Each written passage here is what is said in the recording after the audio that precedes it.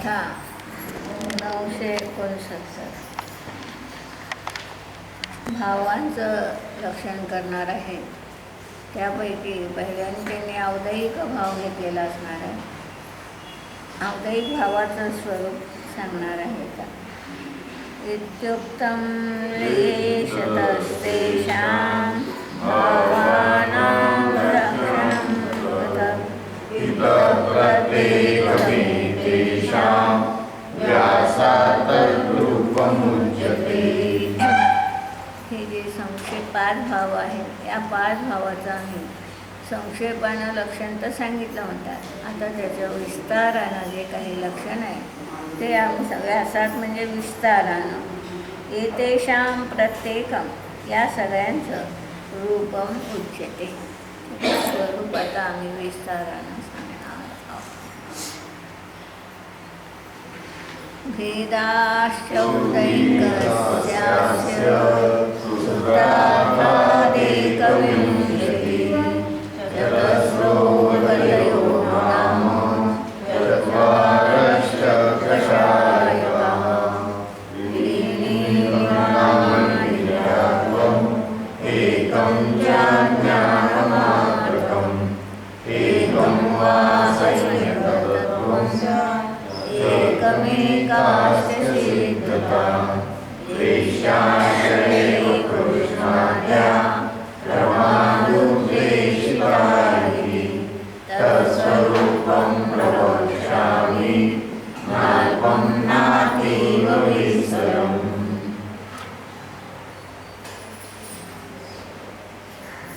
एकविंशती जी काही औदायिक भावाची भेद आहे म्हणतात, त्या औदायिक भावाची चतस्रो गतयो नाम 4 गती, चत्वारः च कषायः 4 कषायः, त्रीणि लिंगानि 3 लिंग, एकं मिथ्यात्वम् एकं अज्ञानमात्रकम्. आहे तुमच्या पुस्तकात मात्रे आहे मात्रकम अज्ञान मात्रकम केवळ अज्ञान मात्रकम. एकं वा असंयतत्व एकच असंयतत्व आहे. एकम एव अस्ति असिद्धता असिद्धता एक असेल. गती 4 कशा 4 3 लिंग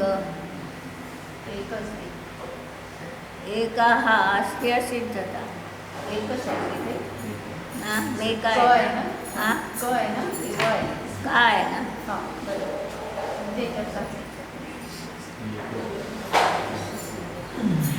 लेशा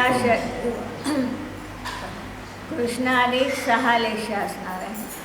क्रमाद उद्देशिता तर या औदायिक भावातही मोहनीय कर्माच्या उदयात होणारे भाव अधिक आहेत.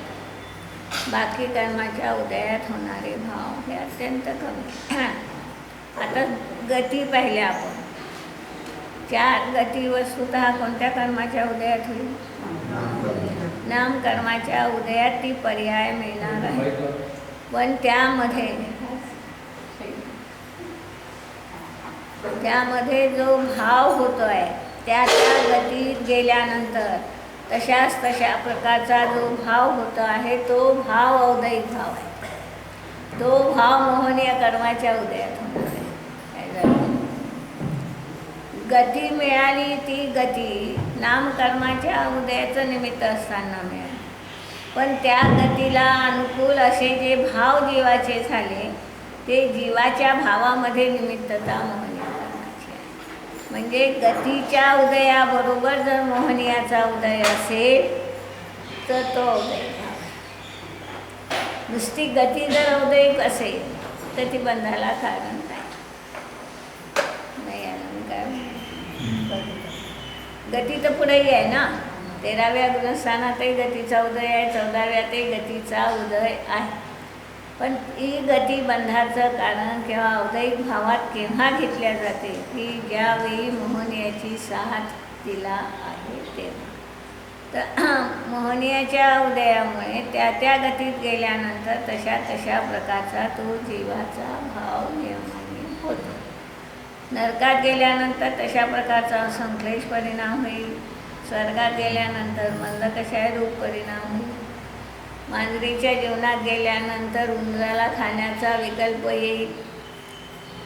पालीच्या जीवनात गेल्यानंतर किड्यांना खाण्याचा विकल्प राहील. तर म्हणतात हे असे भाव त्या त्या गतीला अनुसरून जीवाचे होतात. म्हणून गतीलाही औदयिक भावात टाकलं. कशा याचा तर प्रश्न नाही, कुणाच्या उदयात होईल. मोहनीय कर्माच्या उदयात होणारे असल्यामुळे त्याचाही प्रश्न नाही. 3 लिंग ही मोहनीय कर्माच्या उदयात होणारी आहे. द्रव्यलिंग अभिप्रेत नाही असल्यामुळे लिंग या शब्दाचा अर्थ इथं भावलिंग असणार आहे. मिथ्यात्व ही मोहनीय कर्माच्या उदयात, अज्ञान इथं अज्ञान मात्र मोहनीय कर्माच्या उदयात नाही. अज्ञान ज्ञानावरून कर्माच्या उदयातलं अज्ञान अभिप्रेत आहे. क्षयोक्षमिक भावातलं अज्ञान ज्ञानावरून कर्माच्या क्षयोक्षमात अभिप्रेत आहे. आणि औदयिक अज्ञानातलं अज्ञान ज्ञानावरून कर्माच्या उदयाने असणार आहे. 2 मध्ये काय अंतर झाला. आता आपल्याजवळ जे मतिश्रुत ज्ञान आहे ते कसं आहे, क्षयोपशमिक आहे. त्याला अज्ञान का म्हटलं, मिथ्या आहे. म्हणजे मिथ्यात्वाच्या साहचर्यानं त्याला अज्ञान. आज आपल्याजवळ पूर्ण श्रुतज्ञान नाही, अधिज्ञान मनपरी ज्ञान नाही. हेही अज्ञानच आहे. हे ज्ञानाचं अल्पता हे अज्ञान आहे. तिथं ज्ञानाची विपरीतता आहे. म्हणून अज्ञान हे ज्ञानावरून कर्माच्या उदयात होईल. असंयतत्व कोणा कर्माच्या उदयात होईल, चारित्र मोहनीयाच्या. असिद्धता 8ही कर्माच्या उदयात होईल. लेशा मोहनीय कर्माच्या उदयात होईल. तत्स्वरूपम प्रवक्ष्यामि, त्या सगळ्यांचं स्वरूप आता क्रमाने सांगतो. न अल्पम, अत्यंत संक्षेपातही सांगणार नाही, न अतीव किंवा अतिविस्तारानंही सांगणार नाही. घाबरू नका म्हणतात. जरी मी औदयिक भावाचं वर्णन करणार आहोत. आता ह्या औदयिक भावाचं वर्णन हे जवळपास 100 गाथेत आहे. तर बाकी भावांचं वर्णन जर करू लागले असते तर गाथा किती झाल्या असतात. गतिनामास्तितमेकं विख्यातं नाम कर्मणि ततस्थो हृदयो यस्मात् सच्चतुर्धा विगीयते कर्मणोऽस्य विभागाद्वा दैवादन्यत् सम्भवो प्राप्य तत्त्वोदितान् भावान् करोत्यात्मोदयात्मना यथा वीर्यवसायां तद्वद्भावसन्तति तत्रावश्यं च नान्यत्र तत्पर्यायानुसारी एवं दैवैतमानुष्ये नारके वपुषि सुरम् आत्मीयात्मीयभावाश्च संख्यसाधारणायो. गती नावाचं एक नामकर्माचा प्रकार आहे. त्याचे भेद 4 आहेत. तस्रो गतया यस्मात् तच्चतुर्धा अधिविद्यते. गती 4 आहे. म्हणून गती औदयिक भावाचे भेदही आम्ही 4 केले.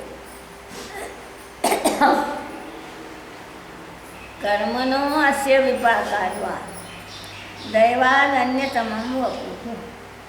त्या त्या कर्माच्या उदय असताना आमच्या कर्माच्या उदयानं आम्ही त्यात पुरुषार्थ करू असंही नाही. नियती असेही त्याला अनुसरून म्हणून दैवात हा शब्द ठेवला त्यांनी की दैवात अन्यतमं वपुः. कोणतं तरी एक शरीर आम्ही प्राप्त करणार आहोत. कधी मनुष्याचं करू, कधी नारकीचं करू, कधी देवाचं, कधी ते देवाचं. प्राप्य हा तत्र उचितान भावान करोति. आणि ती गती प्राप्त झाली की त्या गतीला उचित असणारे असे भाव त्या जीवाला सहज होतात. आत्मोदयात कर्माच्या उदयाला अनुसरून त्या रूपानं आत्म्याचे भाव देखील परिणत होतात. यथा तिर्यक अवस्थायाम तद्वत या भाव संतती. तिर्यंच्या अवस्थेमध्ये जे काही भाव होईल तद्वत या त्या तिर्यंच्या प्रमाणेच त्या भावाची संतती राहील.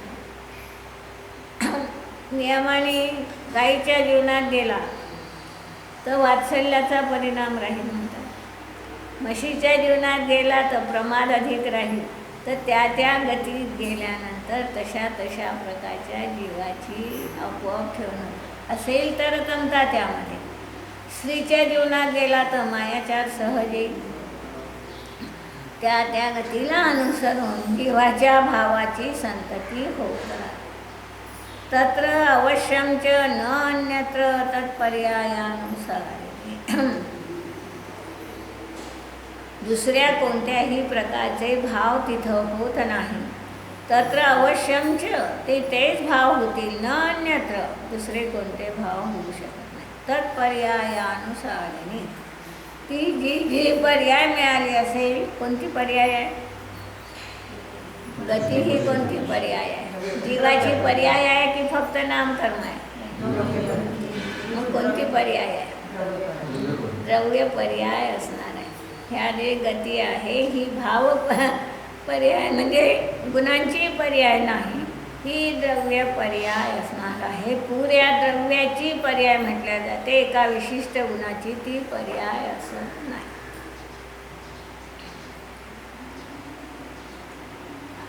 एवं दैवेथ मानुषे नारके वपुषी स्फुटम. दैवानं जे काही देव शरीर मिळालं असेल, कधी मनुष्याचं मिळालं असेल, कधी नारकीचं मिळालं असेल, त्याला अनुसरून आत्मीय भावा हाच संती असाधारण. त्याला अनुसरून त्या जीवाचे त्या गतीला अनुसरून भाव होते.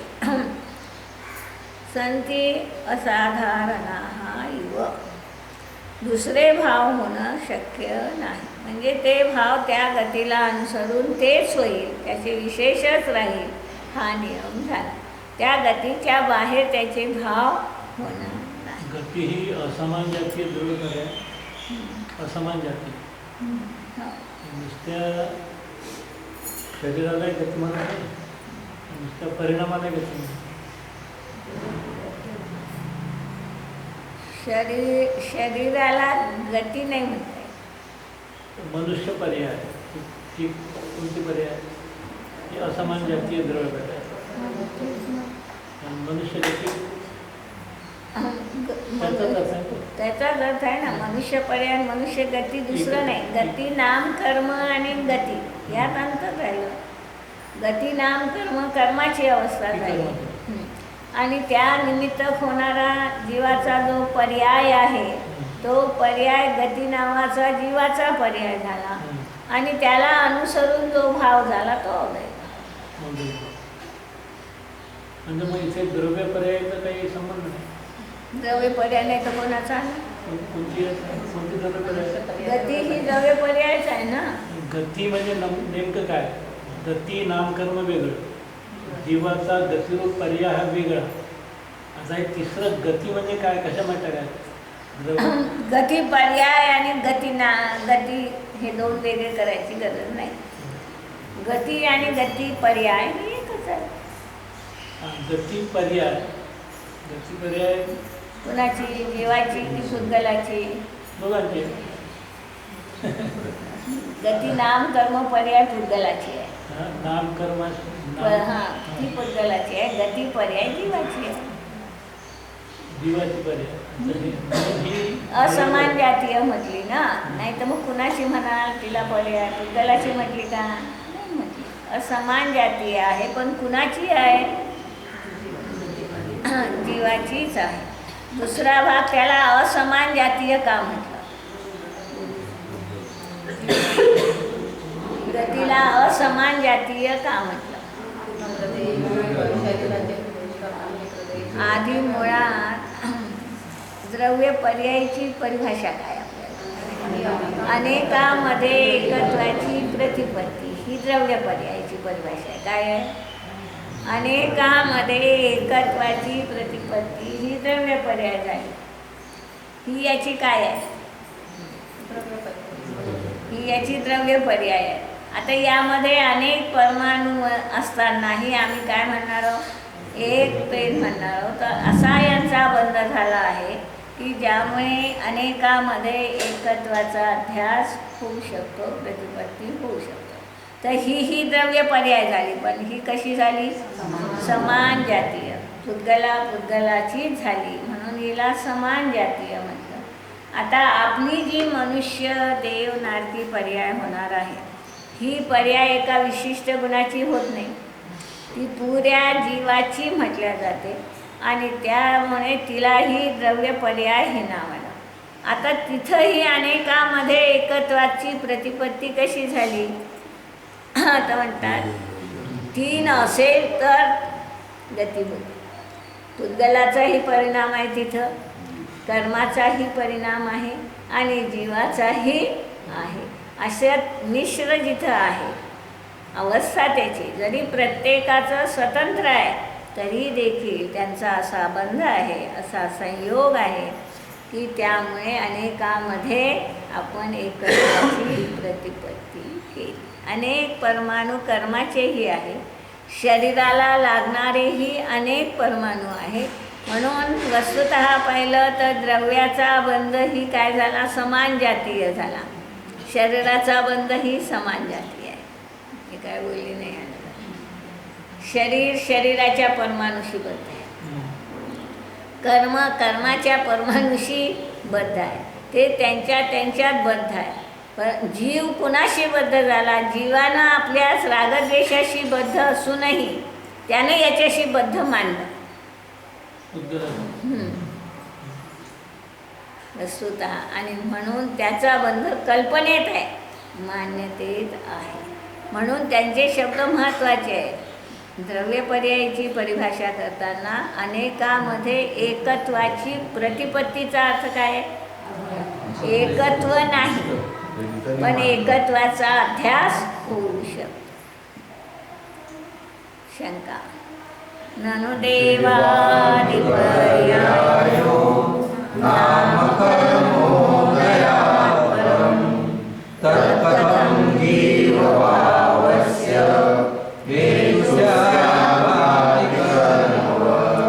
आपल्याला शंका नाही आली, पण त्या शंका काढायला शंका आली. गती नाम कर्म अघाती का घाती? अघाती कर्म आहे. मग अघाती कर्म तुम्ही नियम दिला होता, जीवभावात निमित्त नाही. जीवभावात कोणते कर्म निमित्त पाहिले होते आपण? घाती कर्म पाहिले होते. आणि आता इथं गती तुम्ही औदयिक भावात टाकली, म्हणजे जीवाच्या भावाची घात करणारी टाकली. कसं काय टाकलं म्हणतात? ही शंका काढायची शंका आहे. देवादी पर्याय हा नामकर्मोदयात पण देवादीच्या ज्या काही द्रव्य पर्यायी आहे त्या नियमाने नामकर्माच्या उदयात होणाऱ्या असणार आहे. तत्कथम जीवभावस्य हेतु स्यात्, त्या जीवभावामध्ये निमित्त कशा झाल्या म्हणतात? जसं अघाती कर्म जीवभावामध्ये निमित्त आहे, अघाती कर्म जीवभावामध्ये निमित्त नव्हतं. गती अघाती कर्म आहे, मग त्यालाही तुम्ही जीवभावात टाकलं ना. औदयिक भाव कुणाचा? जीवात. सत्यं तन्नाम कर्मापि लक्षणाचित्रकारवत् नूनं तद्धेहमात्रादि निर्मापयति चित्तवत् अस्ति तत्रापि मोहस्य नैरन्तर्योदयो सा तस्मादौदयिको भावो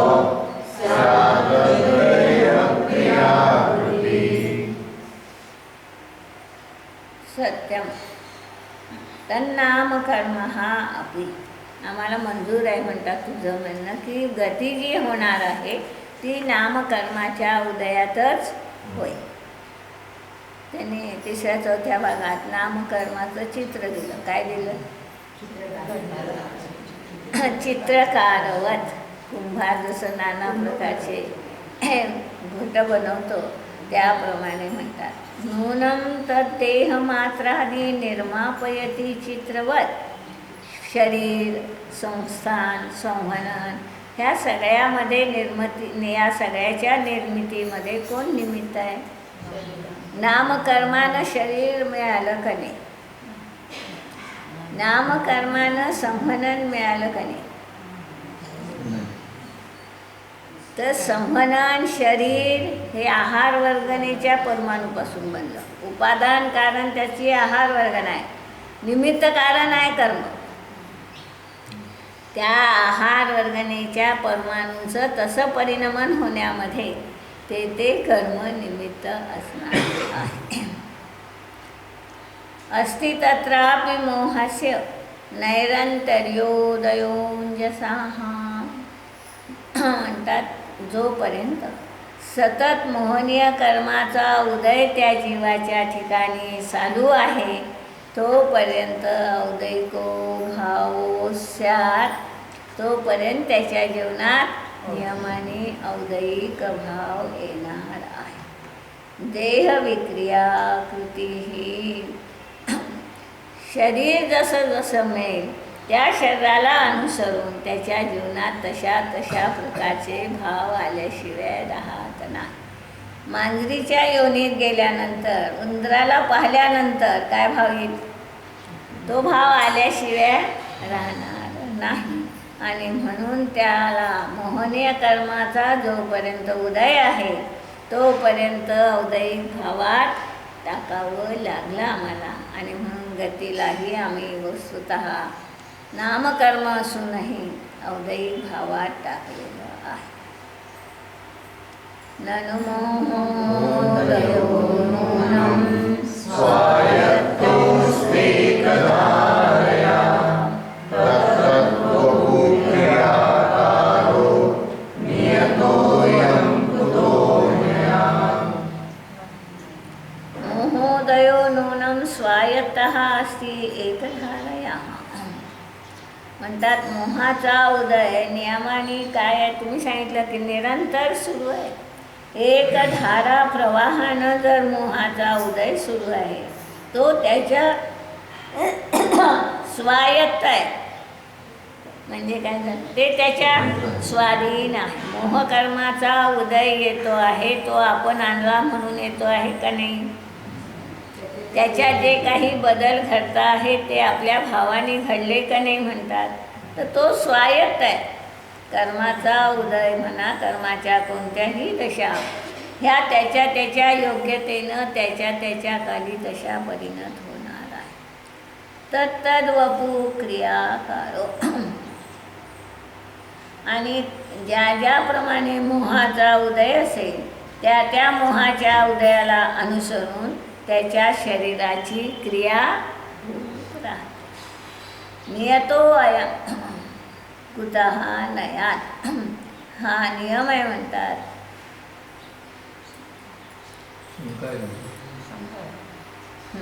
तब फिर उस शरीर की क्रिया रूप से नियत है. तुम्ही जे सांगितलं तर जसं शरीराची क्रिया असेल त्याला अनुसरून त्या जीवाचे भाव होईल. तर मोहनियाचा उदय तर सदा सुरूच आहे. मोहनियाच्या उदयाला अनुसरून भाव झाला की शरीराला अनुसरून भाव झाला. शंका करायची. शंका मुळात काय आहे? शरीराला अनुसरून भाव झाला की मोहाला अनुसरून भाव झाला?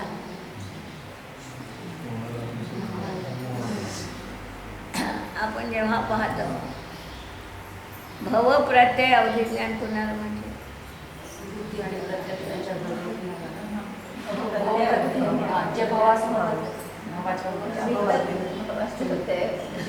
अवधिज्ञानाचे दोन प्रकार केले. एक शायोक्षमिक आणि एक भवप्रत्यय.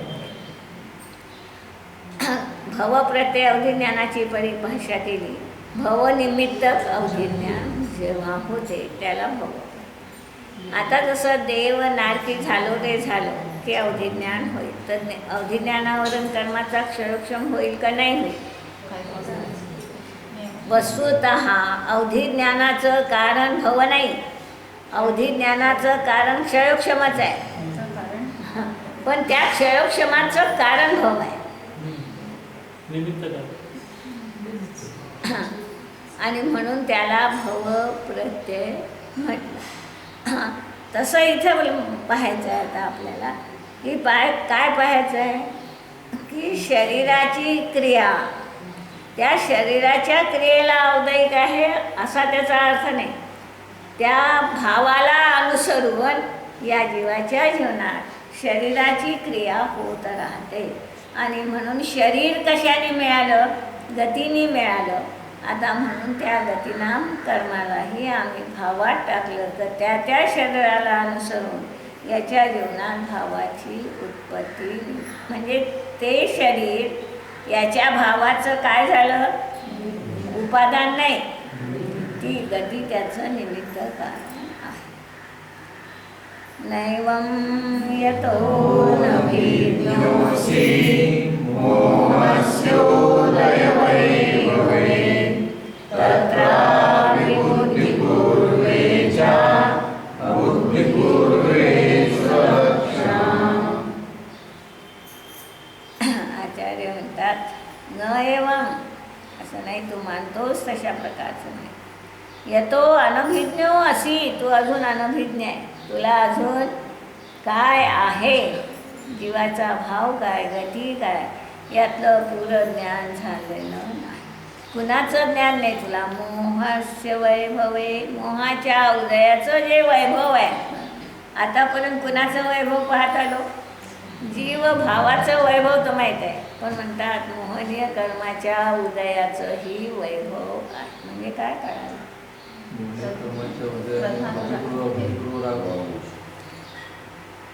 मोहनीय कर्माच्या उदयात दोन काम आहेत, नाही, दुसरे दोन काम आहेत. मोहनीय कर्माचा उदय तो भाव तर होऊ देत नाही, पण त्या भावाला विपरीतही करतो. दोन कामं आहेत. जसं एक दर्शन मोहनीय कर्म आहे. काय काम केलं त्यानं? म्हणजे एक कार्य झालं, पण तेवढं करून थांबला नाही. मिथ्यात्व रूप परिणामामध्येही त्याची निमित्तता आहे. म्हणजे मोहनीय कर्मामध्ये ही दोन कार्य असल्यामुळे, दोन कार्यात तो निमित्त असल्यामुळे सगळ्या कर्माच्या बंधाला कारण आहे. हे मोहनीयाचं वैभव आहे. बाकीचे सगळे कर्म काय काम करणार आहे? त्या भावाला होऊ देणार नाही, एवढंच काम करणार आहे. परंतु मोहनीय कर्म त्या भावाला तर होऊ देत नाहीत, पण उलटा भाव, मिथ्या भाव होण्यामध्येही त्याची निमित्तता आहे. चारित्र्य मोहनीयाचे दोन कामं कोणते होईल?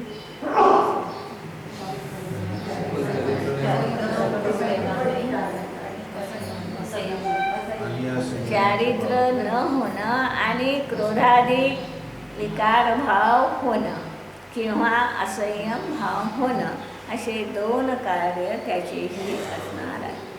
आणि म्हणून मोहास्य उदय वैभवे, या मोहनीय कर्माच्या उदयाचं वैभव फार मोठं आहे. सगळ्या कर्माच्या बंधालाही कारण कोण? मोहनीय कर्मच आहे. म्हणतात मोहनीय कर्म संपलं तर कुणाचा बंध? आपण जे बंधाची 5 कारणं पाहतो त्यापैकी वास्तविक बंधाचं कारण कोणतं? एक मिथ्यात्व, की त्यानं अर्ध संसार कटवला. दुसरं चारित्र्य मोहण्याच्या उदयात होणारे हे कशाय, प्रमाद, अविरती, हे सगळे भाव चारित्र्य मोहण्याच्या उदयात होत होते. तो गेला तरी संपलं, राहिलं कोण? जेव्हा चारित्र्य मोहनीयाचा अभाव झाला तेव्हा बंध आहे का नाही? चारित्र्य मोहनीयाचा पूर्ण अभाव 12व्यात पाहिला, तेव्हा 11व्यात पाहिला आपण. तिथं बंध आहे का नाही? 11व्या 12व्या गुणस्थानात बंध आहे का नाही? तर फक्त योगामुळे आणि एकाच प्रकृतीचा असाताचा बंध नाही, असाताचा उदय आहे. गल्लत तिथं करू नका. असाताचा बंध 6व्यापासून बंद झाला, पण असाताचा उदय 13व्यापर्यंत आहे. साताचा बंध 13व्यापर्यंत आहे. तर फक्त एकच प्रकृती बांधल्या जाऊ शकते जेव्हा केवळ योग राहतो तेव्हा. आणि म्हणून वस्तुतः जर पाहिलं तर सगळा बंध मोहनीय कर्माच्या उदयातच आहे. हा भावना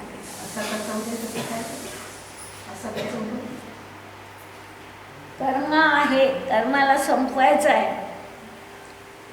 संक्रमण तर होत राहतच असाताचं साता रूपात, पण काही तेही उदयात येतात. आता उदयाला आल्यानंतर भाव झालाच पाहिजे हा नियम आहे का? एक तर ते आघाती कर्म आहे. आपण जेव्हा पाहिलं म्हणून ते विसरायचं नाही कधी. दर्शन मोहनियाच्या उदयात आत्मत्वाची बुद्धी झाली, चारित्र मोहनियाच्या उदयात इष्टानिष्टत्वाची कल्पना झाली, आणि वेदनीय कर्माच्या उदयात तेव्हा होते सुखाचं वेदन किंवा दुःखाचं वेदन. आता हे दोन्हीही राहिलं नाही. त्यामुळे सुखाचं किंवा दुःखाचं वेदन तिथं नाही, अतींद्रिय सुखाचं वेदन आहे. साता वेदनीय कर्माच्या उदयात होणाऱ्या सुखाचं वेदन आहे का नाही? साताचा उदय कसा म्हणून जर वाटते तर साताच्या उदयात तुम्हाला ते असं इंद्रिय सुख आहे का नाही त्यांना? म्हणून त्या साताच्या उदयात सुखही नाही ना साताच्या उदयात दुःखही नाही. आहे उदय, कर्माचा उदय आहे, येतो आहे, जातो आहे, त्याचं काम तेवढंच सुरू आहे. त्यांना जे सुख आहे ते तर अतिंद्रिय सुख आहे ना. हे 13वे झालं. 11व्या 11व्या-12व्यातही अजून अतिंद्रिय सुख जरी आहे तरी क्रमवर्ती ज्ञान आहे. नाही ना, पण तसं पाहिलं तर तो वेदन कुणाचं करतोय? शुद्धात्म्याचं. पुऱ्या शुद्धात्म्याचं वेदन करतोय. म्हणून सुखाचा स्वाद पुरा आहे, पण त्याला आम्ही म्हणू शकत नाही क्रमवर्ती असल्यामुळे. कुठं ना कुठं अडचण आहे त्या सुखामध्ये. पुढे तर तेही राहिलं नाही ना. हां, सुखाचं दुःखाचं कारण दोन गोष्टी होत्या. एक तर रागद्वेष मोह किंवा दुसरं क्रमवर्ती ज्ञान. अहंताच्या ठिकाणी आता दोन्ही नाही, राग द्वेष मोहही नाही, क्रमवर्ती ज्ञानही शिल्लक राहिलं. तत्रापि बुद्धिपूर्वेच अबुद्धिपूर्वे स्वलक्षणा. आता त्यामध्ये मोहनीय कर्म कसं आहे म्हणतात? कधी बुद्धिपूर्वक असतं, कधी अबुद्धिपूर्वक असते. मोहनीय कर्म बुद्धिपूर्वक अबुद्धिपूर्वक नाही. मोहनीयाच्या उदयात होणारा भाव कधी अबुद्धिपूर्वक असेल, कधी बुद्धिपूर्वक असेल. नाही तर गोंधळ कराल. काय झालं? काय म्हटलं मी? वर्षा, बुद्धिपूर्वक अबुद्धिपूर्वक भेद कुणाचा झाला? कर्माचा नाही, मोहनीय कर्माच्या उदयात होणाऱ्या भावाचे भेद झाले.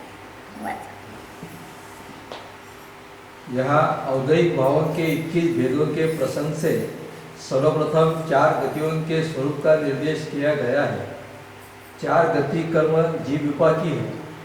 इनके उदय से जहाँ जिस गति नाम कर्म का उदय होता है वहाँ वैसे भाव होते हैं.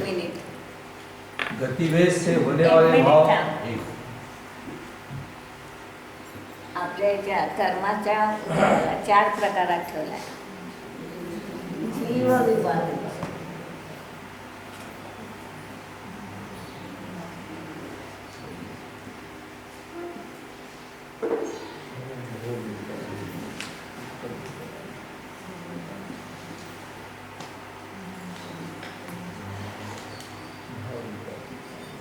कोणतं राहिलं? क्षेत्र विभाग.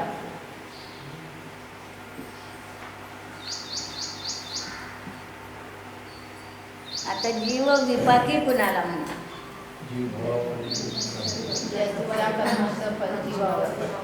ज्याचं फल जीवावर पडतं, त्या कर्माचं फल जीवावर पडतं, शरीरावर पडत नाही, त्याला आम्ही जीव विपाकी म्हणणार आहोत. जीवावर पडते म्हणजे त्या प्रकृतीच्या उदयाच्या निमित्तानं जीव सुखी दुःखी होतो भाव म्हणजे जीवावर पडणं असं होतं. नुसतं सुखी दुःखीच नाही ना, ज्ञानावरण कर्मानं काय काम केलं, काय फल त्याचं, जीवावर पडलं का शरीरावर पडलं, ज्ञानावरण कर्माचं. जीवाच्या परिणामामध्ये निमित्त असतो.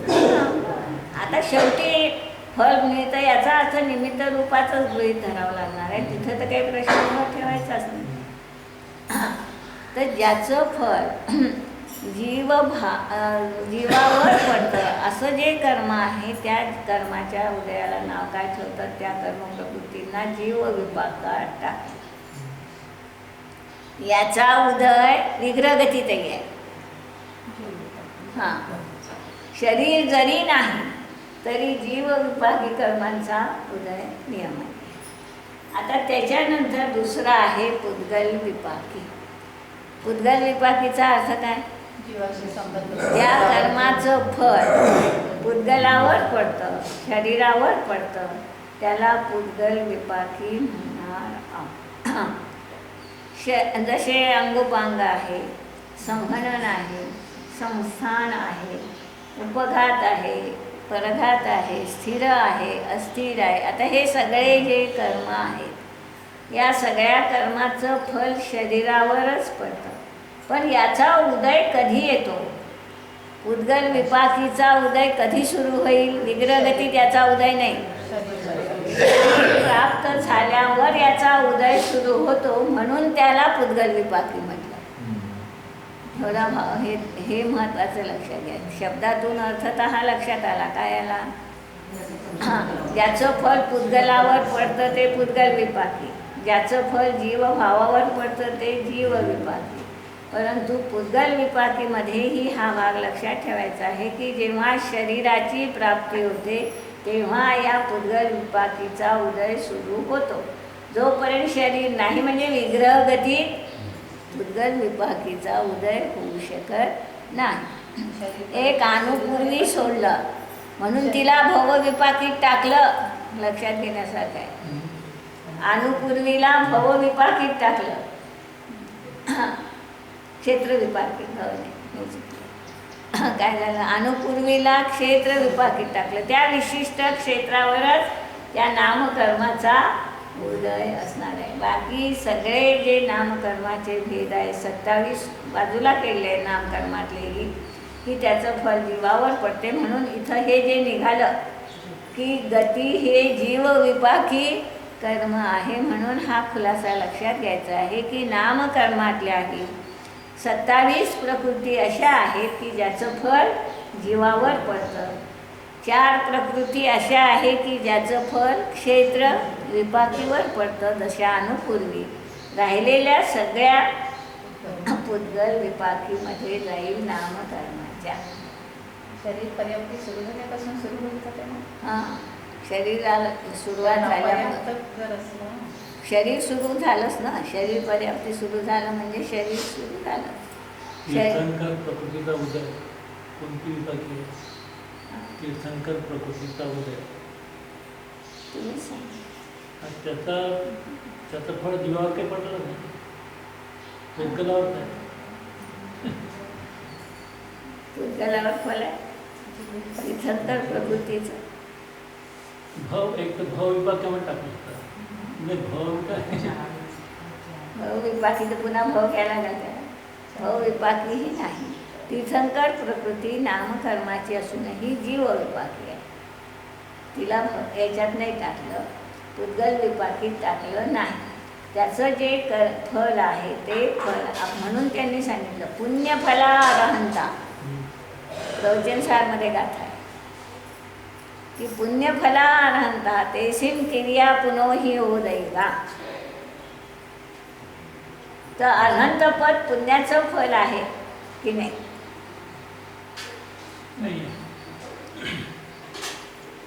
अर्हंत होणं पुण्यकर्माच्या उदयात होईल का नाही? कर्माच्या अभावात होईल की पुण्यकर्माच्या उदयात होईल? पण तिथं म्हटलंय आचार्यांनी की पुण्यफला अर्हंता. तर म्हणतात तीर्थंकर प्रकृती तीर्थंकरत्व होणं, अर्हंत होणं नाही. अमृतचंद्र आचार्यांनी हा खुलासा नाही केला, पण जयसेन आचार्यांनी हा खुलासा केला की तीर्थंकरत्व होणं हे पुण्यफल आहे. अर्हंत होणं हे पुण्याचं फल नाही. म्हणजे दिव्यद्वारी खेळणे, छत्र चामर या विभूती असणे, जे जे सगळं असेल ते हे म्हणजे तीर्थंकर हे कर्माच्या फलाचं द्योतक राहील, परंतु अर्हंत पद हे कधीही कर्माचं फल नाही. कर्माचा अभाव झाल्यावर अर्हंत म्हटल्या जातो, पण त्या अर्हंत दशेतही तीर्थंकरांच्या ठिकाणी जेव्हा ह्या सगळ्या प्रक्रिया दिसतात, त्या सगळ्या प्रक्रिया नियमाने पुण्यफलाचा उदय आहे. राहिलं होतं भवविपाकी. याच्यामध्ये यशस कीर्ती नाम करणं, 4 आहे. जीवविपाकी, जीवाची प्रशंसा होते. नाही तर कोणाची होती, शरीराची करते का कोणी. भवविपाकी आयु कर्म गेलं याच्यात. भवामध्ये जी काही निमित्तता आहे ती आयु कर्माची असणार आहे. म्हणून या 148 प्रकृतीपैकी ही विभागणी झाली की आयु कर्म भवविपाकीत गेलं, अनुपूर्वी क्षेत्र विपाकीत गेलं. जेवढे घाती कर्म आहेत तेवढे सगळेच्या सगळे किती आहे, 47 प्रकृती आणि 27 नामकर्माच्या ह्या सगळ्या जीव विपाकीत गेल्या. 93मधून 4 आणि 27 31 प्रकृती काढा, राहिल्या जेवढ्या तेवढ्या विपाकीत गेल्या. प्रश्न यह है कि नाम कर्म अघाती है, फिर वह जीव भाव के होने में निमित्त कैसे हो सकता है? इसका जो समाधान किया है उसका भाव यह है कि उस गति नाम कर्म के उदय से वह पर्याय मिलती है और उसमें ममकार और अहंकार या रति और अरति का कारण मोहनीय कर्म है. इस प्रकार एक गति से दूसरी गति में स्वभाव भेद का कारण गतिनाम कर्म है और उसमें अपनत्व या ममत्व का प्रयोजक मोहनीय कर्म है. कर्मों का चांगला खुलासा केला तुम्ही. काय केला, थोडं बारकाईनं विशेषार्थ त्यांचे खूप महत्त्वाचे आहे. तुम्ही ते विशेषार्थ म्हणून दुर्लक्ष करता, लक्षपूर्वक ऐकत नाही किंवा पाहते. काय झालं, काय वाक्य आहे त्यांचं? हां, एक गति से दूसरी गति में स्वभाव भेद का कारण गति नाम कर्म झालं. हां, आणि उसमें अपनत्व ममत्व याचं कारण मोहनीय कर्म आहे. कर्मों का कार्य मिला हुआ होता है, म्हणजे सगळे एका वेळी आहे ना. किती कर्माचा उदय आहे आपल्याला? 8ही कर्माचा उदय आहे. बंध 7 आहे, उदय 8ही कर्माचा आहे. वे परस्पर में एक दूसरे के कार्य में निमित्त होते रहते हैं, इसलिए यह सब बन जाता है.